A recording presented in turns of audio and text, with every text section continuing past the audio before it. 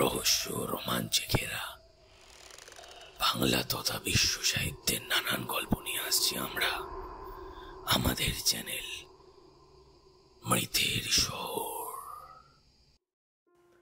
Hello everyone, আমি সুপ্রতিম। আপনারা শুনছেন সাসপেন্স স্টেশন মৃতের শহর। আজ আপনাদের জন্য আমার লেখা খনার বচন। শুরু হচ্ছে আজকের গল্প।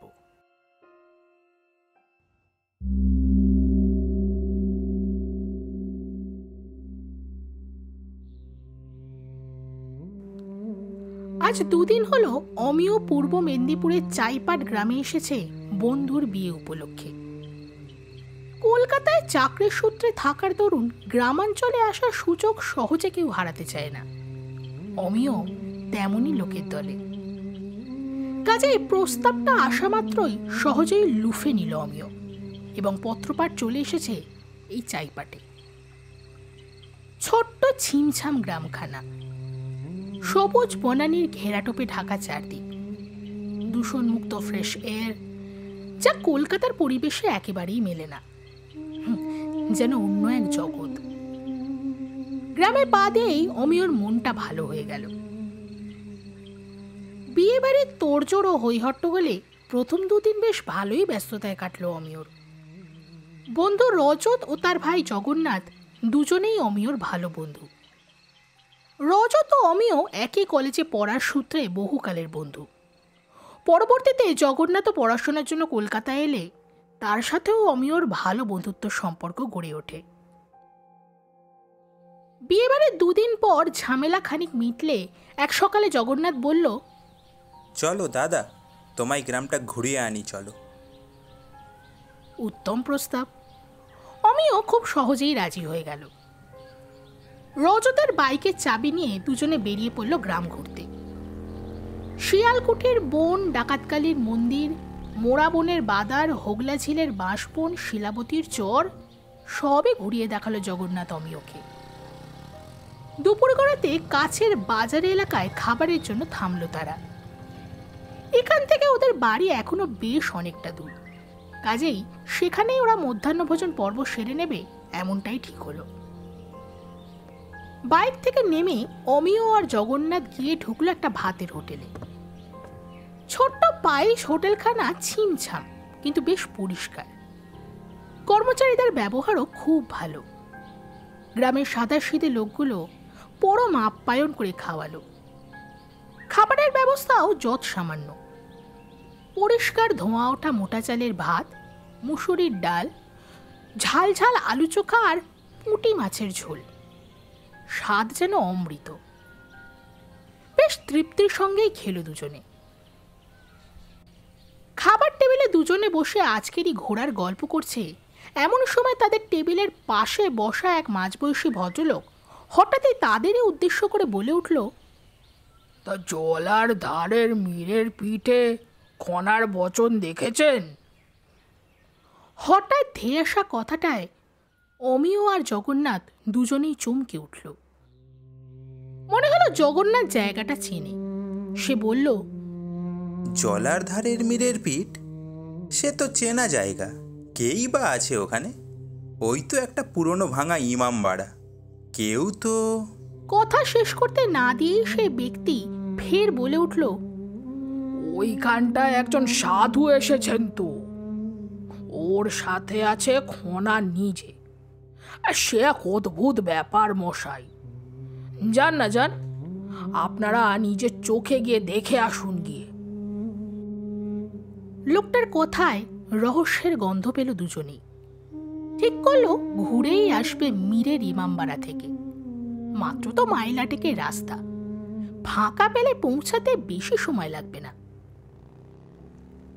কাঁচা পাকা রাস্তা ধরে এগিয়ে চলল বাইকটা। জগন্নাথ বাইক চালাতে চালাতেই বলছিল, জঙ্গলে ঘেরা পুরো জায়গাটা। কোনো কালে একটা ইমামবাড়া ছিল, তা সেসব হেজে মজে গেছে কবে। তারপর থেকে ওটা মীরের পিঠ এখানকার স্থানীয়দের কাছে। পরিত্যক্ত জায়গা। অনেক ছোটবেলায় একবার গিয়েছিলাম, তখন... কতকে বলছিল জগন্নাথ, কিন্তু অমিয়র তখন সেদিকে হুঁশ নেই। ওর মন তখন ডুব দিয়েছে ভাবনার অতলে। খনার বচন, যার কথা মিথ্যে হয় না, কিন্তু সেসব তো সত্যি নয়। সত্যি কি? কিন্তু তার জীব যে। এমন নানা ভাবনার স্রোত নিয়ে ওরা এগিয়ে চলল। ঘণ্টাখানেক বাইকে করে কাঁচা পাকা রাস্তা পার করে তারা ঢুকলো জঙ্গলের রাস্তায়। কিন্তু জগন্নাথ আর অমিয় দুজনেই অবাক। জগন্নাথ বলেছিল জায়গাটা একদম পরিত্যক্ত, লোক চলাচল নেই, কিন্তু কিন্তু এখানে যে ছোটখাটো একটা মেলা বসে গেছে। একটা ফাঁকা জায়গা দেখে কোন রকমে বাইকটাকে রেখে ওরা এগিয়ে চলল মীরের ইমামবাড়ার দিকে। জায়গাটা লোকে লোকারণ্য। তবে কি খনার বচনের ব্যাপারটা সত্যি? ভিড় ঠেলে অমিয় আর জগন্নাথ ঢুকলো মীরের ইমামবাড়াতে। সত্যি বিশাল ব্যাপার স্যাপার। অনেক লোকের লাইন পড়েছে সেখানে। তাদেরকেও দাঁড়াতে হলো সে লাইনে। এটা খনার সাক্ষাৎ পাওয়ার লাইন। লাইন এগিয়ে চলল ধীরে ধীরে। একটা সময় অমিয় আর জগন্নাথ এসে হাজির হলো একটা বড় খোলা ঘরে।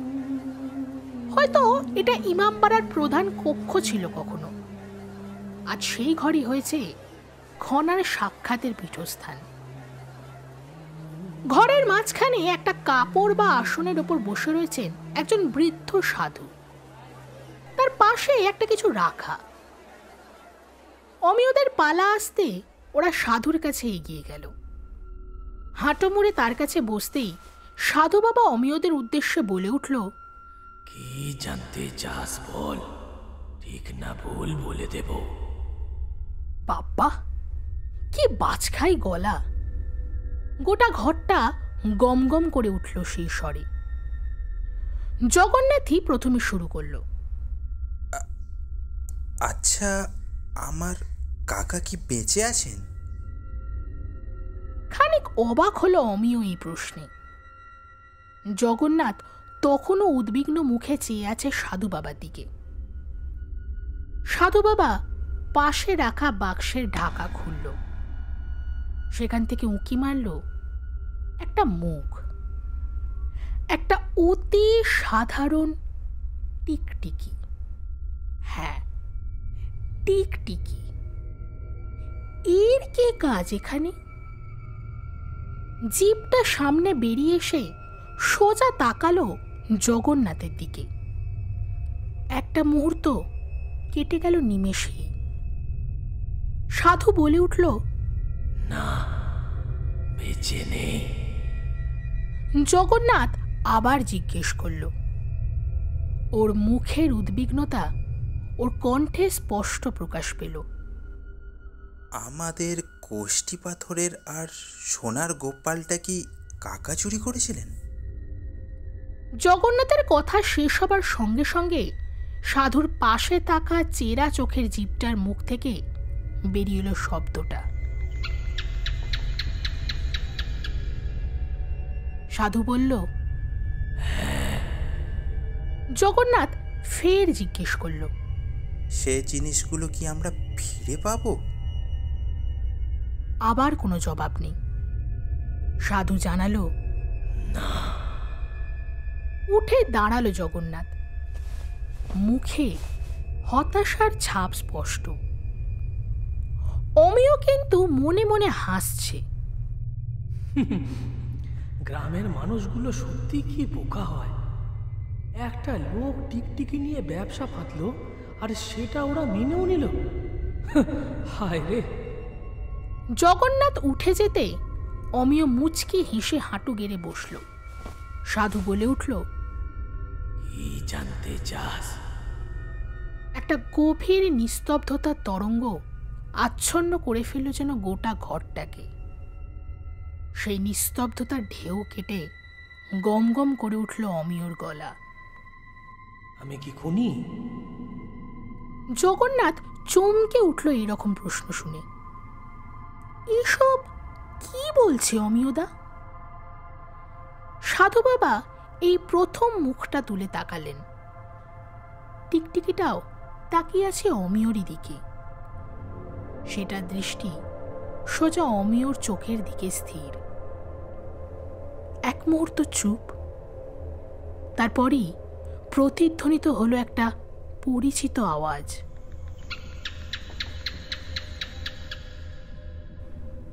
টিকটিকিটা ডেকে উঠেছে। অমিয়র মুখের ভাব বদলে গেল নিমেষেই। জগন্নাথও চমকে উঠেছে। সাধু বাবা এই প্রথম চোখ খুলল। তার দৃষ্টিও এবার সোজা গিয়ে পড়ল অমিয়র মুখে। অমিয় গম্ভীর হয়ে গেল। ফের প্রশ্ন করল, আমার দাদা কি বেঁচে আছে? কোনো জবাব নেই। সাধু বাবা কি বলতে যাচ্ছিল, তাকে এক প্রকার থামিয়ে অমিয় আবার বলল, দাদা কি আদৌ তিব্বত গেছিল? টিকটিকিটা ফের ডেকে উঠল। সাধু বাবা বলল, গেছিল। উঠে পড়ল অমিয়। ওর আর কিছু জানার নেই। সাধু বাবা আরো কিছু বলতে যাচ্ছিল, কিন্তু অমিয় তা সম্পূর্ণ অগ্রাহ্য করে ঘর থেকে বেরিয়ে গেল। জগন্নাথ আর কি করবে? কিছু বুঝতে না পেরে সেও অমিয়র পিছন পিছন বেরিয়ে গেল। জগন্নাথ যখন বাইক স্টার্ট করে সেটাতে বসতে যাবে, অমিয় হাসতে হাসতে জগন্নাথকে উদ্দেশ্য করে বলে উঠল, কি রে, কিছু মিল পেলি? জগন্নাথ ধন্ধ লাগা গলায় উত্তর দিল, জানি না দাদা। অমিয় যেন খানিক খুশি হলো। বলল, আরে যত সব বুজরুকি, গ্রামের মানুষ এত বোকা হয়? সত্যি কিচ্ছু বলার নেই। তোরা এই তোল্লা দিয়ে দিয়ে এইসব বুজরুকিগুলোকে মাথায় তুলে নাচিস, না হলে এমন জল জ্যান্ত মিথ্যাগুলো গিলিস কি করে তোরা? মিথ্যে মানে? বাহ, মিথ্যে নয়। আমার দাদার কিচ্ছু হয়নি, একদম সুস্থ আছে, কলকাতায় থাকে। এ জন্মে কখনো তিব্বত যায়নি সে। আর ওই টিকটিকি বেটা বেমালুম ওকে মেরে দিলে। বলেই হো হো করে হেসে উঠল।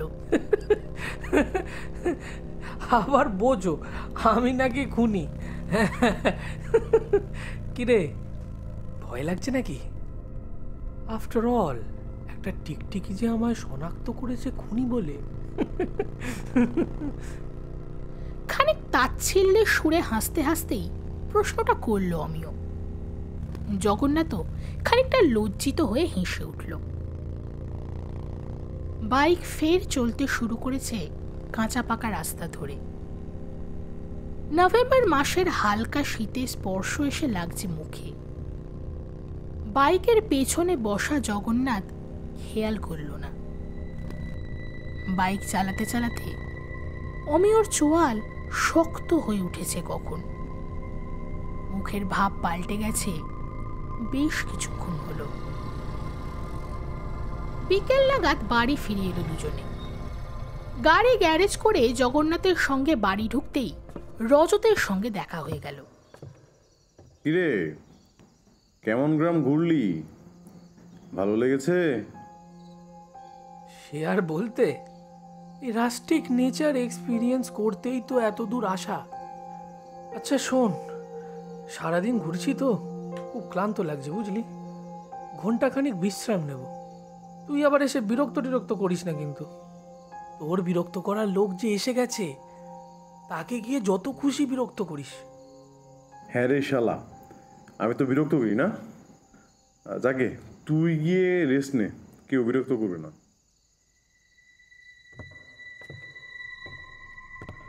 ঘরে এসে দরজা বন্ধ করে খাটের ওপর এসে বসলো অমিয়। পকেট থেকে মোবাইলটা বের করতে গিয়েই বাইকের চাবিটা আঙুলে ঠেকল। চাবিটা অমিয় এখনই ফেরত দেবে না, ওটার প্রয়োজন এখনো ফুরোয়নি। ক্ষণার বচন মিথ্যে হয় না, এক্ষেত্রেও হয়নি। খাটের ওপর শুয়ে এক দৃষ্টে সিলিংয়ের দিকে তাকিয়েছিল অমিয়। আজ 12 বছর হয়ে গেল দাদা নিখোঁজ। অমিয় তখন স্কুলে পড়ত। ধোঁয়াশা মাখা চিন্তারা ঘিরে ধরল অমিয়র স্নায়ুগুলোকে। ওর দাদার কাজ ছিল বিভিন্ন ধাপ্পাবাজি আর কুসংস্কারের পেছনে থাকা ভণ্ডামিগুলোর সত্য উদ্ঘাটন করা। খুব প্যাশনেট ছিল দাদা এই ব্যাপারে। সেবার এমনই এক কাজে তিব্বত গেছিল কোনো এক ভণ্ড সাধুকে ধরতে। তারপর আর ফেরেনি। অনেক খোঁজাখুঁজি হয়েছিল। অমিয় দেখেছে কি প্রাণান্তকর চেষ্টা চালিয়েছিল ওর মা, কিন্তু কিছুতেই কিচ্ছু হয়নি। অবশেষে সরকারের পক্ষ থেকে ঘটনার 7 বছর পরে ওর দাদাকে মৃত বলে ঘোষণা করা হয়। পাশ ফিরে শুলো অমিয়। চারপাশের অন্ধকারটা ঘনিয়ে এসেছে আরো গভীরভাবে। সেই অন্ধকারের মধ্যেই অমিয়র চোখ দুটো যেন জ্বলে উঠল। অমিয় তখন সদ্য কলেজে উঠেছে। ওর সাথেই রজত পড়ছে সেই একই কলেজে। বাবাকে অনেক ছোটবেলায় হারিয়েছিল অমিয়। দাদা মৃত ঘোষণা হওয়ার পর থেকেই ও মায়ের সাথেই রয়ে গেছে ওদের কলকাতার বাড়িটাতে। বাড়িতেই বেশিক্ষণ থাকতে পারতো না অমিয়। মনে হতো ঘরগুলো ওকে আটকে রাখে, বাইরের আলোও যেন দেখতে দিতে চায় না। কেমন যেন দম বন্ধ করা বদ্ধ একটা অনুভূতি ওর গলা চেপে ধরত। তাই যতটা পারত অমিয় বাড়ির বাইরেই সময় কাটাতে পছন্দ করত। ওর মা খুব কষ্ট করে সেলাইয়ের কাজ করে সংসার খরচ চালাতো। একটু বড় হতে অমিয় টিউশনি পড়িয়ে যতটা সম্ভব মায়ের সাহায্য করত, আবার নিজের হাত খরচও চালাতো। একটা সনসনে হাওয়া অমিয়র বেয়ারা চিন্তাগুলোকে একবার নাড়িয়ে দিয়ে গেল যেন। ঘরের ভেতরটা কেমন ঠান্ডা না। অমিয় ফের ডুব দিল চিন্তায়। রথিন বিশ্বাস কলেজের ফার্স্ট বয়, বড়লোক এবং প্রচণ্ড অহংকারী। এক কথায় খুব খারাপ ধরনের মানুষ। কথায় কথায় মানুষকে ছোট করা, অপমান করা, এগুলো ছিল ওর সব থেকে প্রিয় পাস টাইম হবি। এই রথিনকে অমিয় একদম সহ্য করতে পারত না। ওর প্রায় মনে হতো দাদার মতো ভালো মানুষকে ভগবান এত তাড়াতাড়ি নিয়ে নিল এই ধরনের নরকের কীটগুলোকে ফেলে রেখে। পড়াশোনায় অমিয় বরাবরই খুব মেধাবী, কিন্তু তবু সে কিছুতেই রথিনকে হারাতে পারত না। আর এই সুযোগ নিয়ে রথিনও কোনো সুযোগ হাতছাড়া করতো না অমিয়কে ছোট করার। চুপ করে অমিয় সবটা হজম করত। কি বার করতে পারে সে? এই রথিন প্রায় সিগারেট খেতে যেত কলেজের ছাদে লুকিয়ে লুকিয়ে। অমিয় সেটা জানত। একদিন রথিনও জেনে গেল ব্যাপারটা। তারপর শুরু হলো ওর অত্যাচার। জোর করে অমিয়কে প্রায় দিনই পাকড়াও করত, থ্রেট করত ওর নামে কুৎসা রটাবার।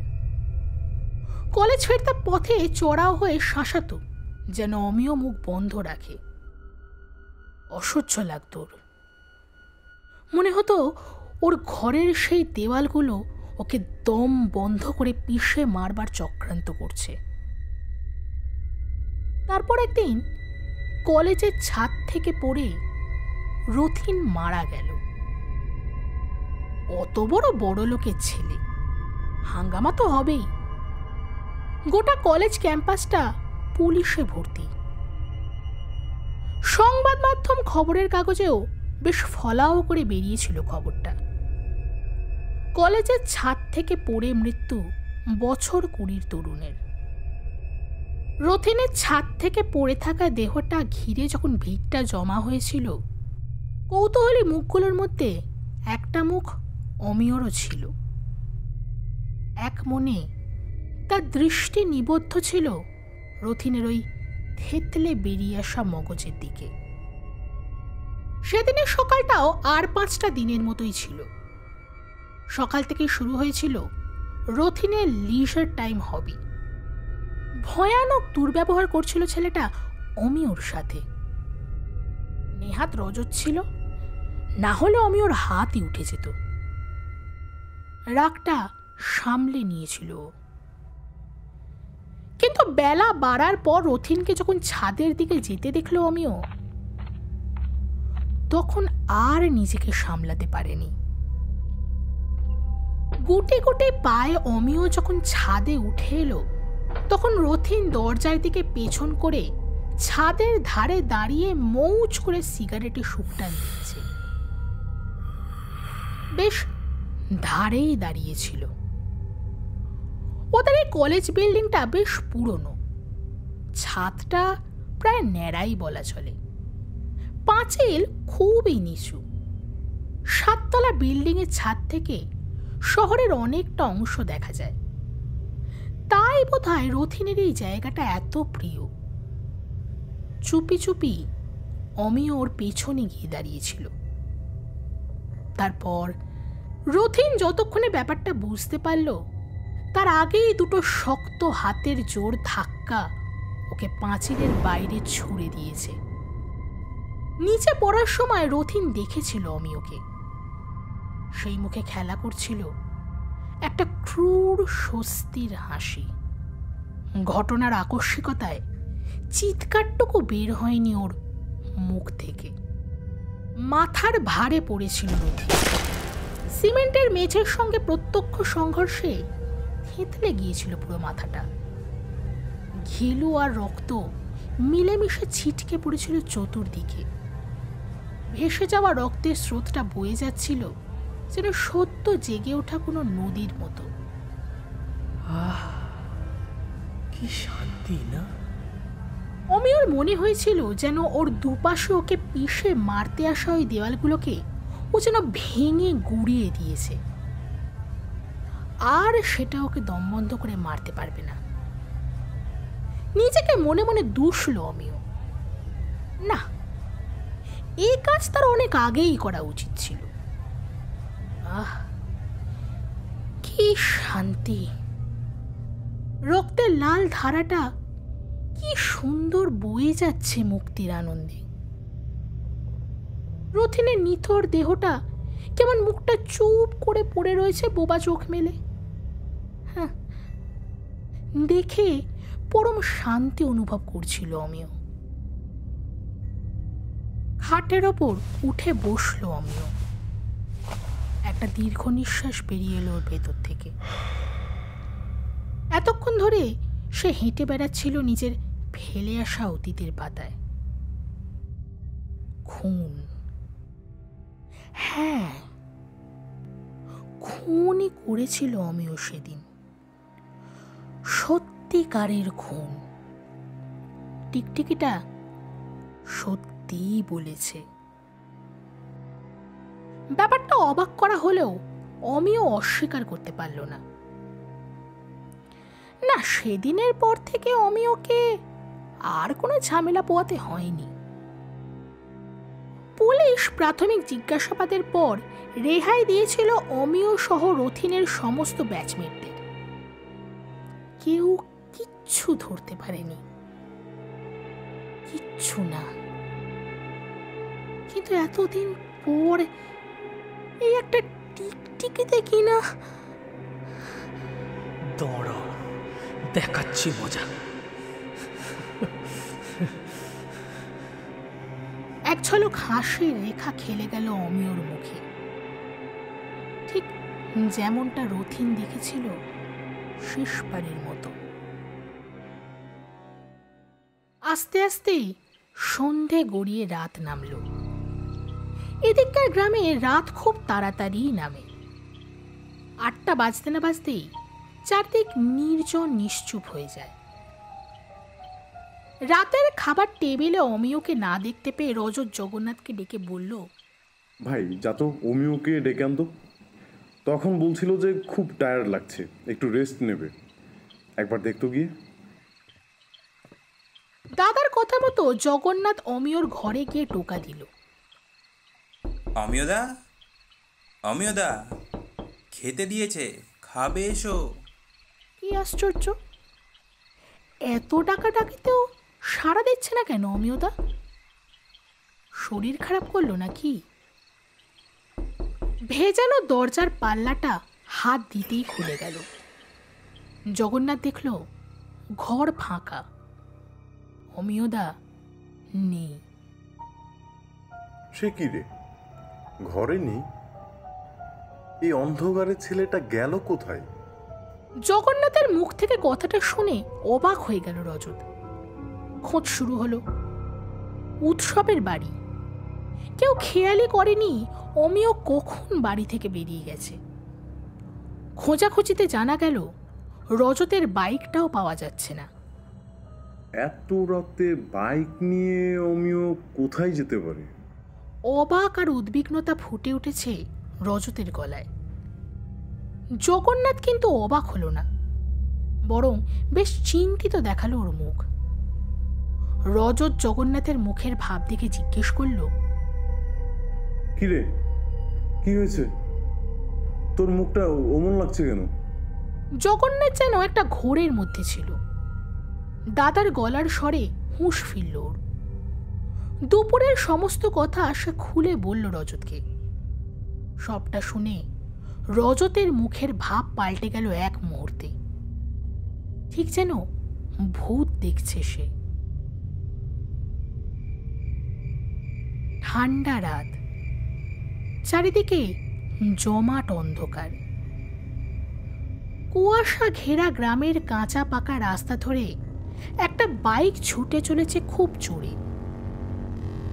খুব সহজেই অমিয় পৌঁছে গেল মীরের ইমামবাড়াতে। বাইকটাকে জঙ্গলের ভেতরে লুকিয়ে রাখলো। তারপর খুব আস্তে আস্তে গিয়ে ঢুকলো ইমামবাড়ার ভেতরে। ইমামবাড়ার ভেতর অন্ধকারটা যেন আরো গাঢ়। সকালের সেই কোলাহল বা লোকজন আর নেই। চারদিকটা ঢেকে আছে শ্মশানের এক অপার্থিব নিস্তব্ধতায়। আর টিপে টিপে অমিয় ইমামবাড়ার সেই মুখ্য কক্ষে প্রবেশ করল। তারপর খুব সাবধানে সেই সাধুর মাথার কাছ থেকে তুলে নিল সকালে দেখা বাক্সটা। সাধু তখন গভীর ঘুমে আচ্ছন্ন। বাক্স হাতে খুব ধীর পায়ে বাইরে বেরিয়ে এলো সে। ইমামবাড়ার সামনে চাতালটায় চাঁদের আলো এসে পড়েছে। বেশ উজ্জ্বল রূপলি সে আভা। অমিয় সেই দিকটা এগিয়ে গেল। তারপর বাক্সের ডালাটা খুলে দিল। ডালার মুখটা খুলে যেতেই টিকটিকিটা বাইরে বেরিয়ে এলো। অমিয় চাতালে বসা, আর ঠিক তার সামনে রয়েছে টিকটিকিটা, ওরই দিকে তাকিয়ে। অমিয় জিজ্ঞেস করলো, আমি কি কলেজে খুন করেছি? সঙ্গে সঙ্গে উত্তর এলো, ছাদ থেকে ফেলে দিয়েছিলাম কি? আবার উত্তর এলো। অমিও যেন নিজের চোখকে বিশ্বাস করতে পারছে না। ওর মুখে একটা নারকীয় অভিব্যক্তি স্পষ্ট। আবার প্রশ্ন এলো, আমার কি শাস্তি হবে? উত্তর এলো,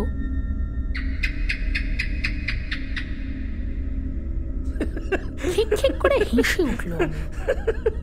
তারপর প্রশ্ন করলো, 1 বছরে? কোনো উত্তর নেই। 2 বছরে? আবারও কোনো উত্তর নেই। খুব তাড়াতাড়ি কি মৃত্যু? উত্তর এলো, চাপা হাসি ফুটে উঠল অমিয়র মুখে। 6 মাসে? কোনো উত্তর নেই। 1 সপ্তাহে? কোনো উত্তর নেই। আজ? ডেকে উঠল টিকটিকিটা। চমকে উঠল অমিয়। পরক্ষণেই মুখে হাত চাপা দিয়ে হেসে উঠল। উঠে পড়েছে ও। হাসতে হাসতে মাটি থেকে একটা আদলা ইট তুলে নিল, তারপর এগিয়ে গেল টিকটিকিটার দিকে। কিন্তু কি আশ্চর্য, টিকটিকিটা 1 পাও নড়ল না। চুপটি করে সেই একই জায়গায় বসে রয়েছে সেটা। স্থির নিষ্পাপ দৃষ্টি একইভাবে দেখে চলেছে অমিয়কে। আরে কি নিষ্পাপ বলে চুকচুক করে মুখে শব্দ করল অমিয়। ওর হাতটা উঠে এসেছে মাথার উপরে। পরক্ষণেই আধলা ইটটা সজোরে নেমে এলো নরম পিচ্ছিল শরীরটায়। পুরো থেঁতলে গেল টিকটিকিটা। পাথরের চাতালে রক্তের দাগ ছিটকে পড়েছে। আধলা ইটেও লেগে রয়েছে রক্তমাখা থ্যাতলানো শরীরের কিছুটা অংশ। হো হো করে হেসে উঠল অমিয়।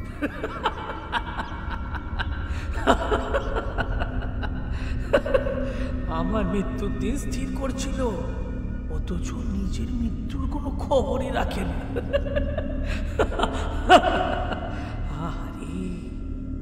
আবারও মুখ চেপে হাসল। আচ্ছা, এটাও কি তবে খুন? 2টো খুন করলাম আমি।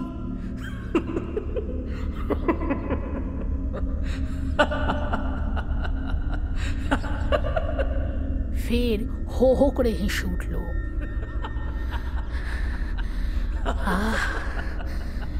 কি অদ্ভুত উত্তেজনা! অনেককাল পর এরকম উত্তেজনা আবার অনুভব করলো সে। ঠান্ডা শিরশিরানি বাতাসটা আর অনুভূত হচ্ছে না। ওই উত্তেজনাটায় শরীরের ভেতরকার রক্ত যেন টকবক করে ফুটছে মনে হচ্ছে। বেশ গরম অনুভব করছে ও। মীরের ইমামবাড়া থেকে বেরিয়ে ডান দিকে জঙ্গলের রাস্তা ধরল অমিয়। এদিকেই একটা ঝোপে সে বাইকটা লুকিয়ে রেখেছে। এদিকটায় চাঁদের আলো ঠিক স্পষ্ট নয়, কাজেই দেখতে বেশ অসুবিধা হচ্ছে। মোবাইল ফোনটা ইচ্ছে করেই ফেলে এসেছে অমিয় ঘরে। অহেতুক প্রশ্নের মুখে পড়তে হতে পারে এই ভয়ে। অন্ধকারটা একটু বেশি ঘনিয়ে এসেছে। বেশ অনেকক্ষণ হয়ে গেল অমিয় হাঁটছে। এতটা দূরে তো বাইকটা রাখেনি। বাইকটা অমিয় কিছুতেই খুঁজে পেল না।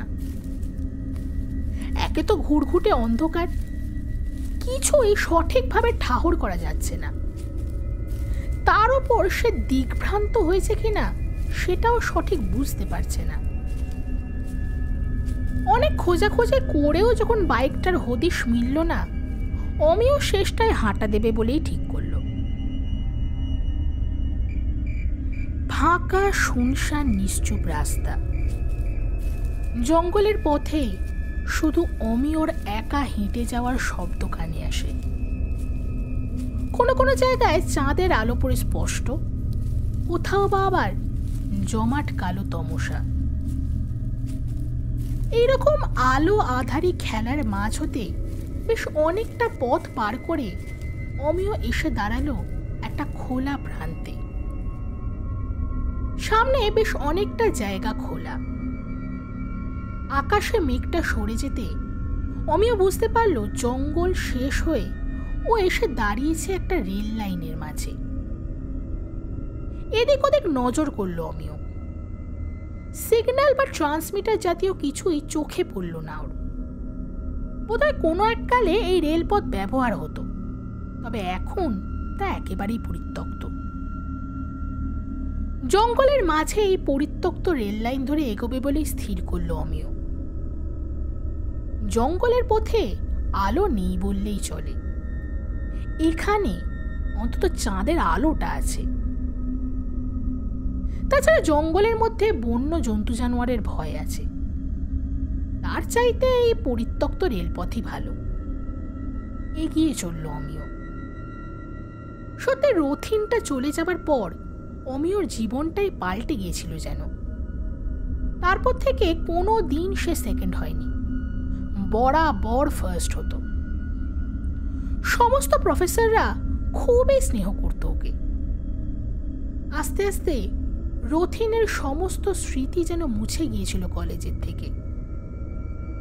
বছর 20 ছেলেটার অকাল মৃত্যুর কথা সবাই খুব বেশি দিন মনে রাখেনি। কলেজ জীবন শেষ হলে পর অমিয় কিছুদিনের মধ্যেই একটা ভালো চাকরি পায় কলকাতারই এক নামী সংস্থায়। এখন মাকে নিয়ে বেশ ভালোই আছে সে। ওর জন্য মা পাত্রীও দেখতে শুরু করে দিয়েছে। বন্ধুর বিয়ে খেতে এসেছে বটে, তবে এবার যে তারও ছাদনাতলায় যাবার পালা এসেছে এটাও বোঝে। হালকা হেসে উঠল অমিয়। নিজের ভাবনায় খানিক লজ্জাই পেল সে। সত্যি চাঁদের এই স্নিগ্ধ আলোতে এই খালি রেল লাইন ও তার দুপাশে অতন্দ্র প্রহরীর মতো দাঁড়িয়ে থাকা বনভূমিকে বেশ সুন্দর লাগছে। লাইন ধরেই হাঁটছিল অমিয়। হঠাৎই খটখট করে একটা শব্দ শোনা গেল।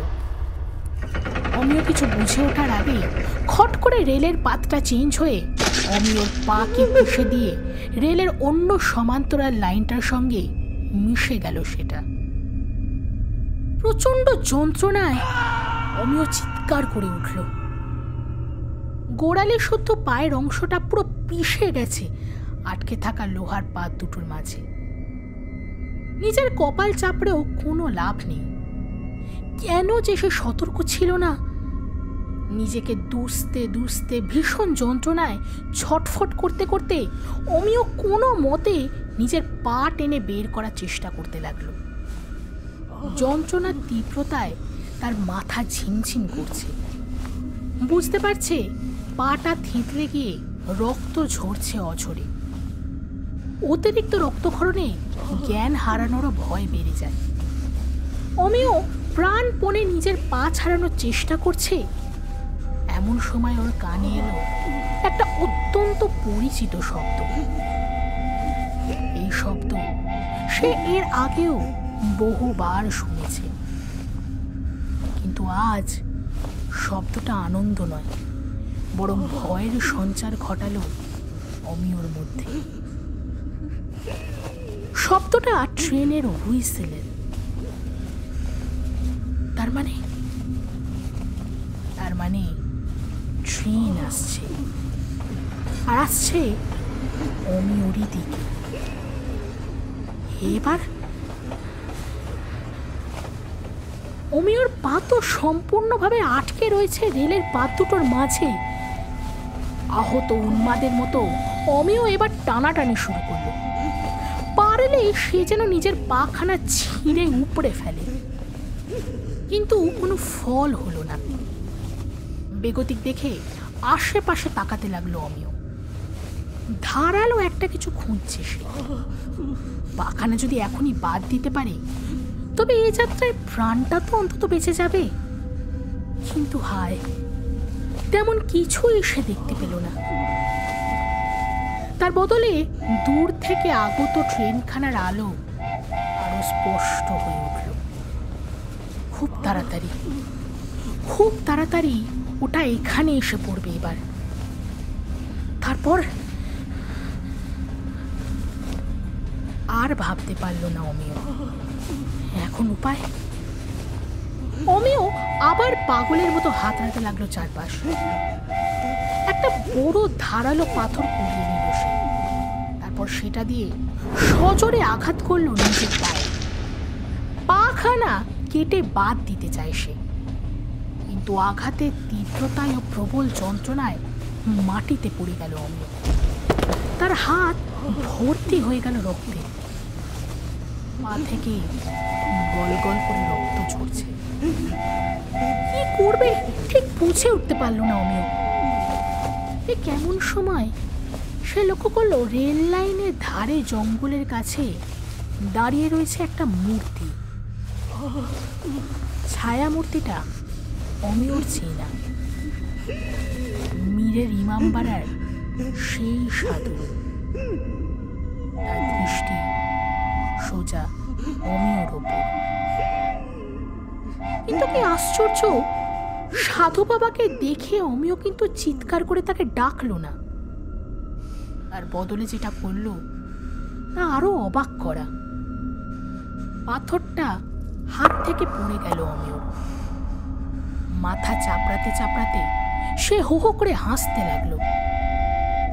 গভীর ঘন জঙ্গলে সে আওয়াজ দূর অবধি প্রতিধ্বনিত হতে লাগলো।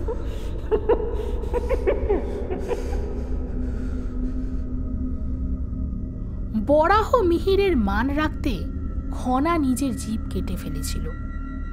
লোককথা অনুযায়ী সেই জিভ খেয়েছিল টিকটিকিতে। তবে কি খনার বচন ফলার সময় এসে গেছে? না, কোনো কথাই তো মিথ্যে হয়নি। সবটা ফুলে গেছে। সব সত্যি। অমিয় যতই ভাবতে লাগলো ততই বাড়তে লাগলো তার হাসির জোর। ট্রেনের আলোটা এখন একেবারে সামনে এসে পড়েছে। অন্ধকার রেল লাইনে অমিয়কে এখন প্রায় দেখাই যাচ্ছে না। আরো একবার শোনা গেল ট্রেনের হুইসেল। তীব্র আসরে গতিতে সেটা ধেয়ে আসছে ওরই দিকে। খনার বচন কখনো মিথ্যে হয় না, এর কোনো ব্যতিক্রম নেই। ক্ষেত্রেও তার কোনো নড়চড় হলো না।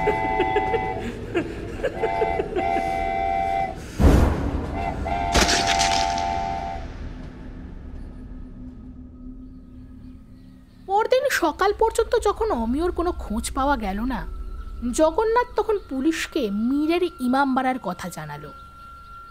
খোঁজ নিয়ে জানা গেল মীরের ইমামবাড়ার সাধুটিকে আর দেখতে পাওয়া যায়নি। পুলিশের তল্লাশির দরুন রজতের বাইকটা জঙ্গলের ধারের একটা ঝোপ থেকে উদ্ধার হলো। অনেক খোঁজাখুঁজির পরে অবশেষে অমিয়র আধকাটা দেহখানা রেলের লাইন থেকে অনতি দূরে জঙ্গলের মধ্যে খুঁজে পেয়েছিল পুলিশ। কাটাপড়া বাকি অর্ধেক দেহটা পড়েছিল রেল লাইনে। সেটার পায়ের আবার কিছুটা নেই। পোস্টমর্টম রিপোর্টে লিখেছিল সম্ভবত পাখানা পিষে আটকে গেছিল রেলের পাতের মাঝে। বোধহয় সেজন্যই বাঁচতে পারেনিও। এই আকস্মিক ঘটনায় রজত আর তার পরিবারের সকলেই ভেঙে পড়েছিল। ঘটনাটা এতটাই অবাক করা যে তারা বিশ্বাসই করতে পারছিল না। রজত দুঃখের সঙ্গে বলল, এবার কি হবে? অমিয় ছাড়া যে ওর মার আর কেউ ছিল না। দাদার কথা শুনে অবাক হয়ে জগন্নাথ বলল, কিন্তু অমিয় তার দাদা তো কলকাতাতেই আছে, কাজ করছে, তাকে একটা খবর দাও না। রজতের মুখ দিয়ে কথা সরল না। বলল, অমিয়র দাদা? তাকে কি করে আর খবর দিবি? সে আজ 12 বছর হলো নিখোঁজ। সরকার তাকে মৃত ঘোষণা করেছে। অমিয়র কাছে শুনেছিলাম তিব্বতে কি এক অভিযানে গিয়েছিল, কিন্তু সেখান থেকে আর ফেরেনি। জগন্নাথের চোখ বিস্ময়ে বড় বড় হয়ে গেল। তার মানে সেই খনা যা বলেছিল সব সত্যি? হ্যাঁ, খনার বচন মিথ্যে হয় না।